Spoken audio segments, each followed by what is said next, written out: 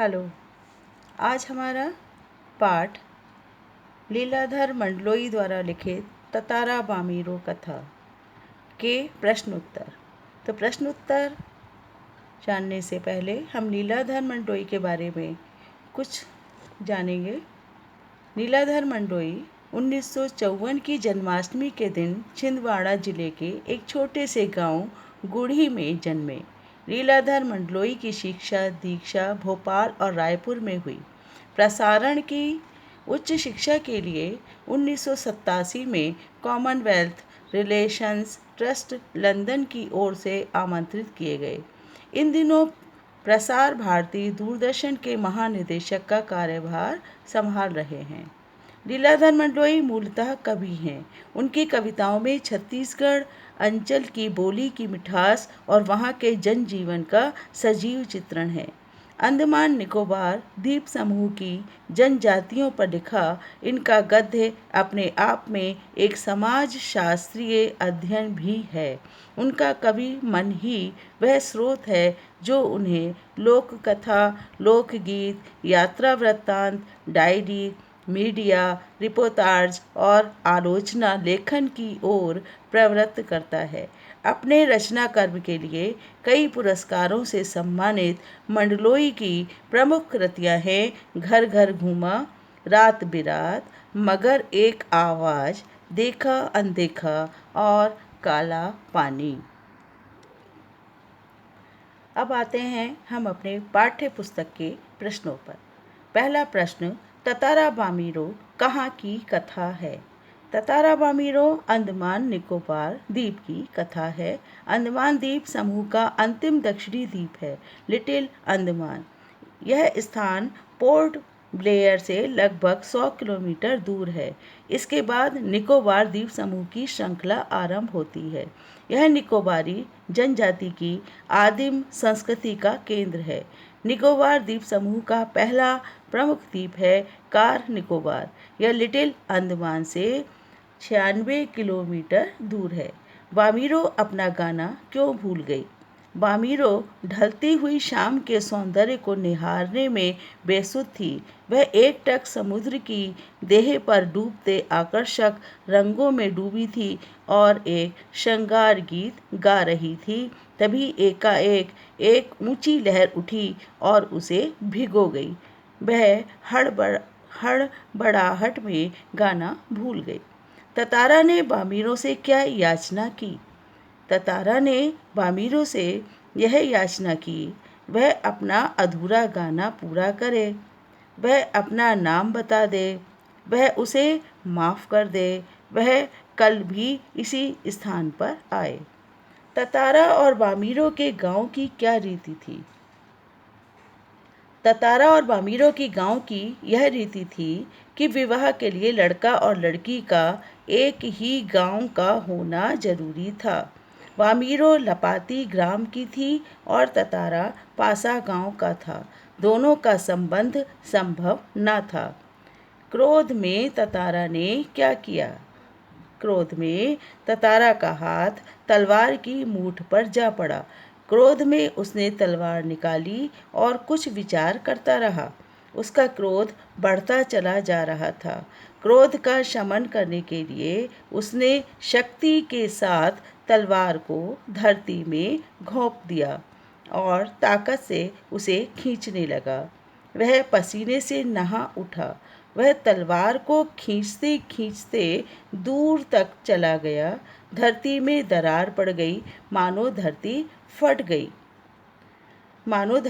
फट गई हो। ततारा क्रोध में धरती को अंतिम सिरे तक काटता जा रहा था। हमारा अगला प्रश्न है, ततारा की तलवार के बारे में लोगों का क्या मत था? ततारा की तलवार के बारे में लोगों का यह मत था कि भले ही वह लकड़ी से बनी है, पर उसमें अद्भुत दैवीय शक्ति है। ततारा उस तलवार को कभी अपने से अलग नहीं होने देता था। वह तलवार साहसिक कारनामों के कारण चर्चित थी। लोग तलवार में अद्भुत शक्ति का होना मानते थे। ततारा की तलवार एक विलक्षण रहस्य थी। बामीरो ने ततारा को बेरुखी से क्या जवाब दिया? जब ततारा ने वामीरो से पूछा कि उसने एकाएक इतना मधुर गाना अधूरा क्यों छोड़ दिया, तब वामीरो अपने सामने एक सुंदर युवक को खड़ा देखकर विस्मित तो हुई, पर उसने अपने को संयत कर बड़ी बेरुखी के साथ उसके प्रश्न का उत्तर दिया। पहले बताओ तुम कौन हो? इस तरह मुझे घूरने और असंगत प्रश्न का कारण क्या है? अपने गांव के अलावा किसी और गांव के युवक के प्रश्नों का उत्तर देने को मैं बाध्य नहीं हूँ, यह तुम भी जानते हो। ततारा वामीरो की त्यागमयी मृत्यु से निकोबार में क्या परिवर्तन आया? ततारा वामीरो की त्यागमयी मृत्यु से निकोबार में यह परिवर्तन आया कि अब दूसरे गांवों में भी आपसी वैवाहिक संबंध होने लगे। अब दोनों का एक ही गांव का होने की शर्त समाप्त कर दी गई। इससे खुलापन आ गया। यह एक सुखद परिवर्तन था।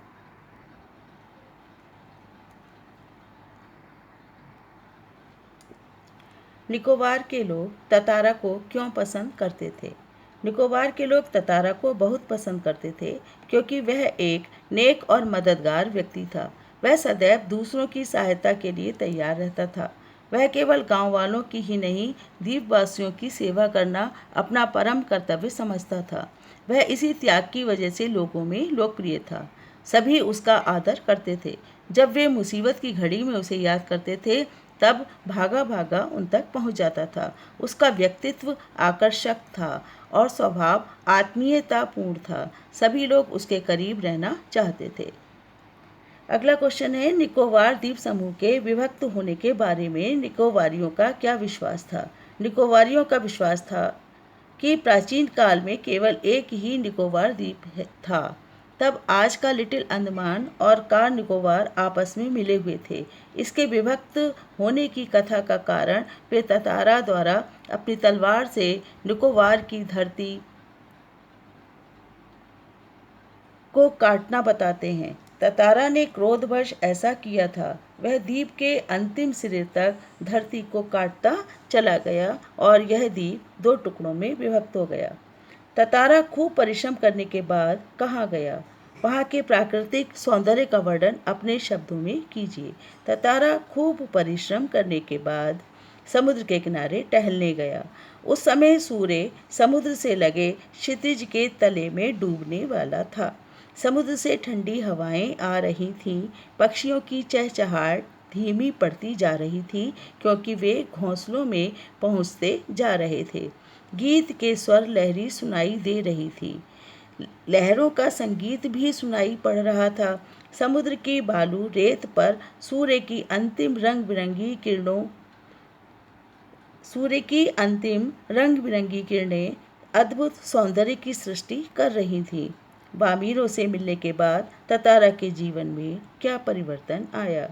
वामीरो से मिलने के बाद ततारा के जीवन में यह परिवर्तन आया कि वह बड़ी बेसब्री के साथ वामीरो की प्रतीक्षा करता रहता था। उसके गंभीर और शांत जीवन में ऐसा पहली बार हुआ था। इस पर वह अचंभित था।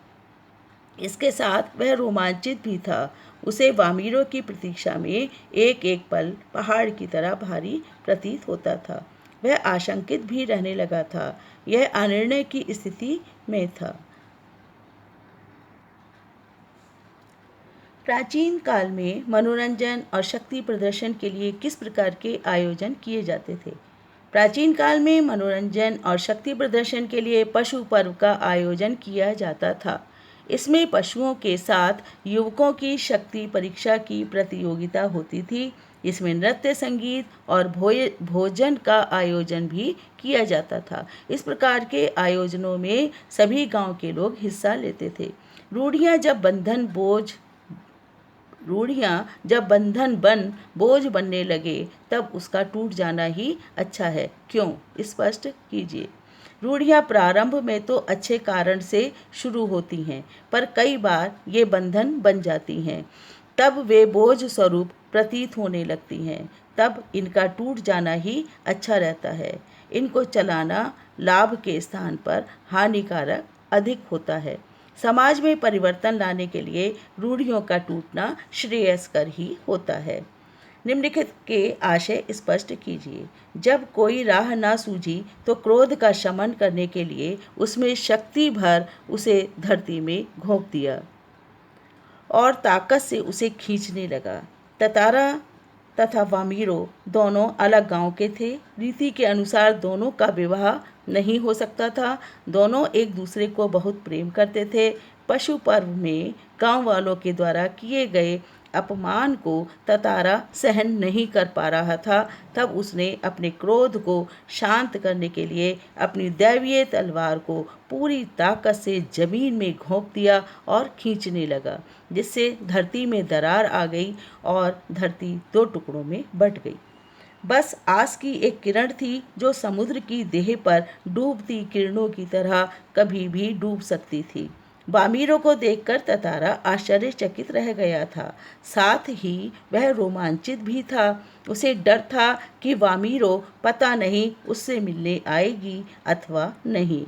उसकी प्रतीक्षा करना उसे भारी पड़ रहा था। उसकी आशा डूबते सूर्य की किरणों के समान समाप्त हो सकती थी। उसकी आशा निराशा में बदल सकती थी। तो इस तरह हमारा ये ततारा वामीरो कथा के प्रश्नोत्तर समाप्त होते हैं।